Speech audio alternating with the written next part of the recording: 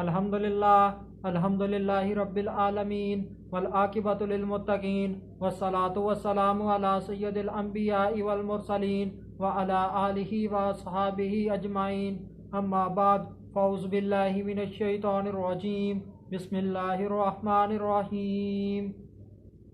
وَاذْكُرْ فِي الْكِتَابِ مُوسَىٰ إِنَّهُ كَانَ مُخْلَصًا وَكَانَ رَسُولًا نَبِيًّا۔ صدق اللہ العظیم۔ ان اللہ وملائکتہ یصلون علی النبی یا ایھا الذین آمنوا صلوا علیہ وسلموا تسلیما۔ اللہم صل علی سیدنا و مولانا محمد وبارک وسلم وصلوا علیہ۔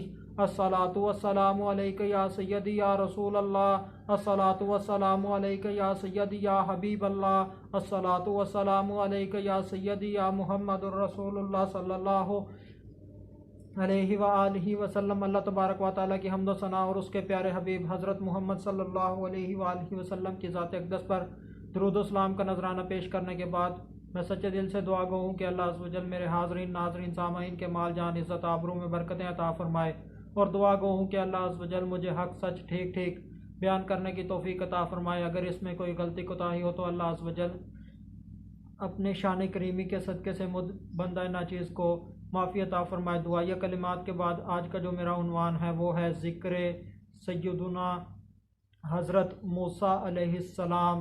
خطبہ کے اندر تلاوت کی گئی آیہ کریمہ سورہ مریم آیت نمبر 51 پارہ نمبر 16۔ ترجمہ: اور کتاب میں موسیٰ کو یاد کرو، بے شک وہ چنا ہوا بندہ تھا اور وہ نبی رسول تھا۔ اس آیہ کریمہ سے اللہ عز و جل قادر مطلق ذات حضرت موسیٰ علیہ السلام کا بیان شروع کر رہے ہیں۔ اس سے پچھلی چند آیات میں اللہ عز و جل نے حضرت ابراہیم علیہ السلام کا بیان فرمایا ہے۔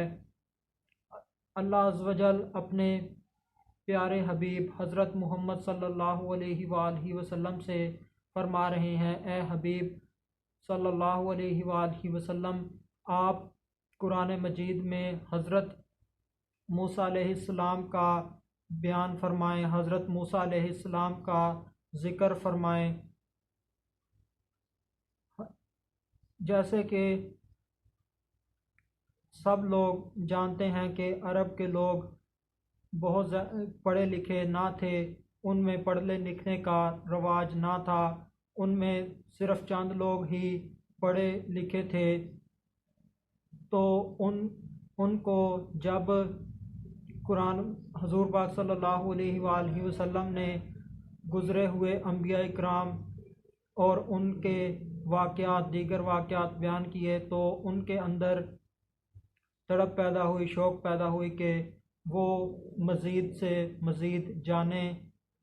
جس طرح کسی بچے کو کوئی کہانی سنائی جاتی ہے تو اس کی آرزو ہوتی ہے، خواہش ہوتی ہے کہ اسے مزید کہانی سنائی جائے، اسی طرح صحابہ کرام رضوان اللہ تعالیٰ علیہم اجمعین میں علم کا شوق پیدا ہوا، علم حاصل کرنے کا شوق پروان چڑھا، تو اب ان کی خواہش تھی کہ انہیں مزید واقعات اور جو انبیاء کرام وغیرہ ہیں ان کے متعلق بتایا جائے۔ تو اللہ عز و جل نبی کریم صلی اللہ علیہ وآلہ وسلم کے صحابہ کو نبی کریم صلی اللہ علیہ وآلہ وسلم کے ذریعے سے انبیاء کرام کے متعلق بتا رہے ہیں۔ انسان کی فطرت ہے کہ جب اسے کسی چیز کے متعلق پتہ چلتا ہے تو وہ چاہتا ہے کہ مجھے اس کے متعلق مزید پتہ چل جائے، مزید علم مجھے حاصل ہو جائے، معلومات حاصل ہو جائے۔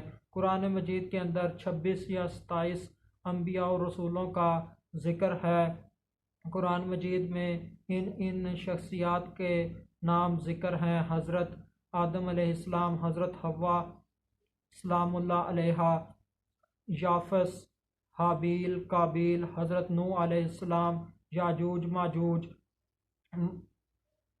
ذوالقرنین، حضرت خضر علیہ السلام، حضرت موسیٰ علیہ السلام، حضرت عیسیٰ علیہ السلام، حضرت ادریس علیہ السلام، حضرت داؤد علیہ السلام، حضرت سلیمان علیہ السلام، حضرت ابراہیم علیہ السلام، حضرت اسماعیل علیہ السلام، حضرت اسحاق علیہ السلام، حضرت یعقوب علیہ السلام، حضرت یوسف علیہ السلام، حضرت مریم سلام اللہ علیہا، اور میرے آقا محمد مصطفیٰ صلی اللہ علیہ وآلہ وسلم، اور ان کے علاوہ دیگر شخصیات کے نام قرآن مجید میں آئے ہیں، ذکر ہیں، ان کا ذکر ملتا ہے۔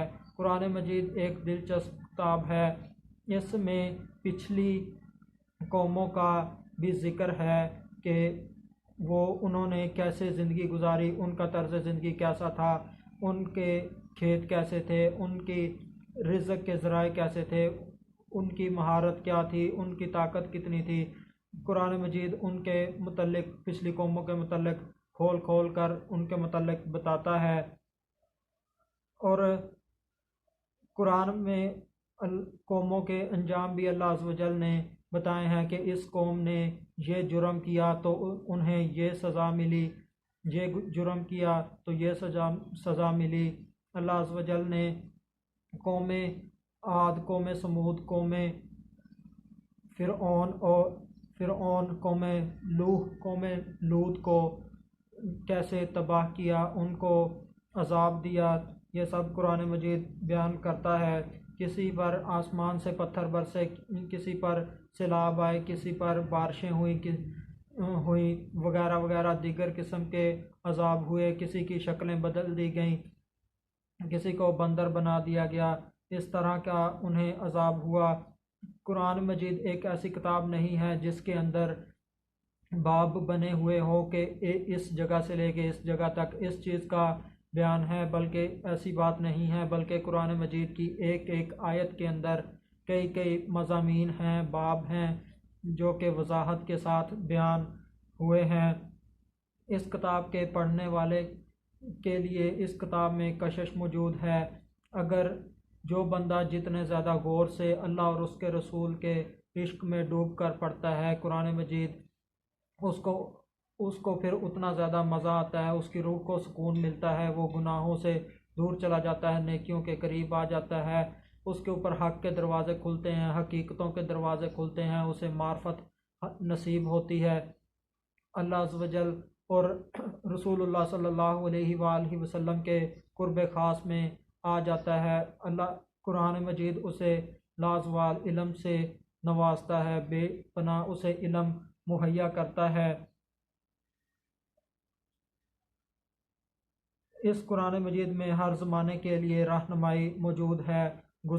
گزرے ہوئے زمانے کے واقعات و حادثات قرآن مجید بیان کرتا ہے، موجودہ زمانے کے لیے بھی اس کے اندر رہنمائی ہے، اور آنے والے جو حادثات ہوں گے، واقعات ہوں گے، ان کے متعلق بھی قرآن مجید کھول کھول کر بیان کرتا ہے کہ قیامت کس طرح واقع ہوگی، یاجوج مجوج کیسے تباہی کریں گے، دجال کیسے آئے گا، خدائی کا دعویٰ کرے گا، وغیرہ وغیرہ۔ ان تمام آنے والے واقعات کا قرآن مجید مکمل وضاحت کے ساتھ ان کا ذکر کرتا ہے، اور جس واقعے کو نبی کریم صلی اللہ علیہ وآلہ وسلم نے بہت اہم سمجھا، ضروری سمجھا، اس کی نبی کریم صلی اللہ علیہ وآلہ وسلم نے بھی بہت زیادہ تشریح بیان کر دیا حدیث کی صورت میں، جیسے کہ فتنہ دجال کے متعلق نبی کریم صلی اللہ علیہ وآلہ وسلم نے مکمل طور پر کھول کھول کر اپنے امتیوں کو بتا دیا تاکہ وہ دجال کے فتنے سے محفوظ رہیں۔ قرآن مجید کے اندر جنت کا منظر بھی ہے، جہنم کا منظر بھی ہے، حشر کا منظر بھی ہے۔ قرآن مجید کے اندر ہر چیز کا علم ہے۔ قرآن میں یہ بھی ذکر ہے، ابد کا بھی ذکر ہے، ازل کا بھی ذکر ہے، اس میں ہر خشک و تر کا ذکر ہے۔ اللہ اپنے کلیم کی صفات کو بیان فرما رہے ہیں۔ ان میں سے پہلی صفت یہ ہے کہ حضرت موسیٰ علیہ السلام اللہ کے برگزیدہ اور چنے ہوئے بندے تھے۔ حضرت موسیٰ علیہ السلام اللہ کے نبی اور رسول تھے۔ حضرت موسیٰ علیہ السلام سے اللہ عز و جل ہم کلام ہوئے۔ حضرت موسیٰ علیہ السلام کی خواہش پر اللہ عز و جل نے ان کے بھائی ہارون کو نبوت عطا فرمائی۔ حضرت موسیٰ علیہ السلام اللہ عز و جل کے مقرب خاص بندے تھے۔ حضرت موسیٰ علیہ السلام حضرت یعقوب علیہ السلام کی اولاد سے ہیں۔ حضرت اسماعیل علیہ السلام کا زمانہ حضرت موسیٰ علیہ السلام کے زمانے سے بہت پہلے کا ہے۔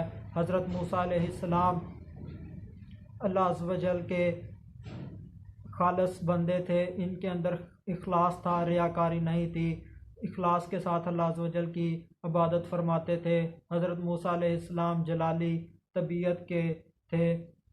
جب موسیٰ علیہ السلام 40 راتوں کے وعدے پر اللہ عز و جل سے ہم کلام ہونے کے لیے کوہ طور پر گئے تو پیچھے سے ان کی قوم گمراہ ہو گئی۔ اس قوم میں سامری نام کا ایک آدمی تھا، اس نے حضرت جبریل علیہ السلام کی گھوڑی کے پاؤں کے نیچے کی مٹی اٹھا لی اور اس نے ایک بچھڑا بنایا اور وہ مٹی اس بچھڑے کے اندر رکھ دی۔ جب ہوا اس بچھڑے میں سے گزرتی تھی تو اس کے اندر سے بچھڑے کی طرح کی آواز آتی تھی۔ اس نے قوم کو اس بچھڑے کی پرستش پر لگا دیا۔ ان کے بھائی حضرت ہارون علیہ السلام نے قوم کو اس سے منع کیا مگر قوم باز نہ آئی۔ جب حضرت موسیٰ علیہ السلام 40 دنوں بعد قوم میں واپس آئے تو حضرت موسیٰ علیہ السلام کو بہت جلال آیا۔ حضرت موسیٰ علیہ السلام نے اپنے بھائی حضرت ہارون علیہ السلام کی داڑھی پکڑ لی اور حضرت ہارون علیہ السلام نے کہا، اے میرے ماں جائے۔ حضرت موسیٰ علیہ السلام نے اس سے فرمایا، تو آپ مجھے آ کر قوم کے حالات بتا دیتے۔ آخر میں اللہ تبارک و تعالیٰ سے دعا ہے کہ اللہ عز و جل ہمیں اپنے ان پیارے نبیوں کے صدقے سے ہماری بلا حساب مغفرت فرمائے۔ وما علینا الا البلاغ المبین۔